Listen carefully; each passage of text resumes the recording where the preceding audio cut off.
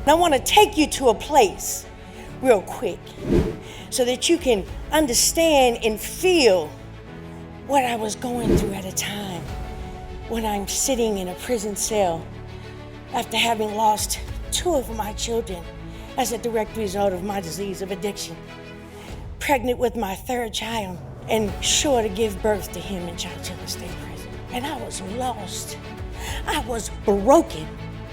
The disease of addiction had me in such a grip that the getting and the using and the finding and the ways and means of getting more was my everyday lot. Unfortunately, or should I say fortunately, a pair of handcuffs had to be my divine intervention.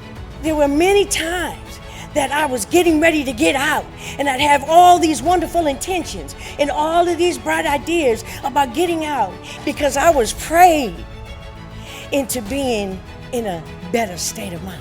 And the penitentiary taught me that I needed some good orderly direction. What I needed was to be embraced by a community of folks who had been where I'd been and understood what it was like to be in the grip of the disease of addiction.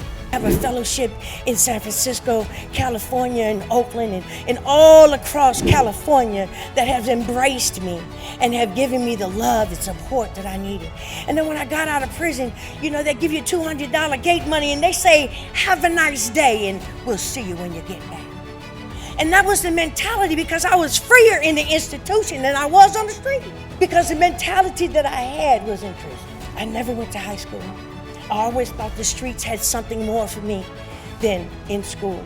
Someone loved on me until I learned how to like myself. You don't understand what I'm talking about. Because when you have low self-esteem and you have low self-worth, you don't like what you see when you walking past the mirror.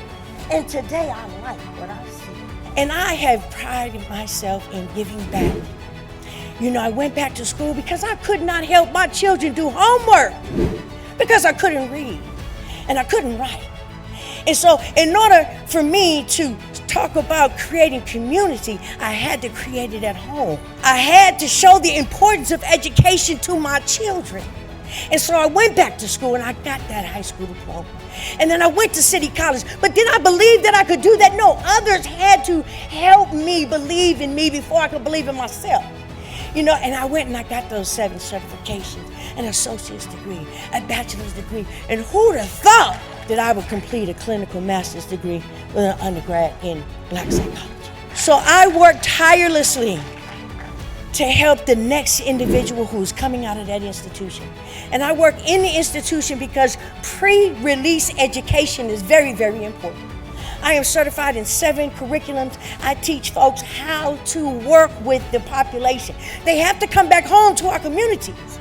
And we've been operating on so much misinformation that the system is revolving, right? It is not set up for us to succeed.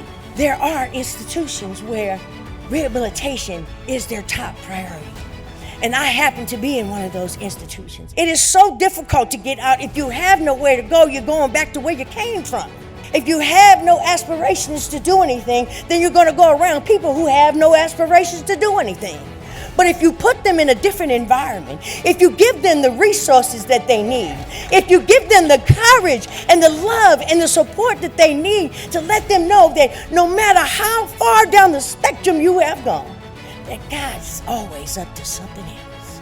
If you want to work with me, if you know someone who has someone in custody, who's going to be getting out, I can find the resources for them in whatever community they are going to be released to. NicolePetway.com, BuildingBridgesFoundation.com, and to my family and my friends that are watching me out there in California, I love you and thank you so much for all of your support. Thank you.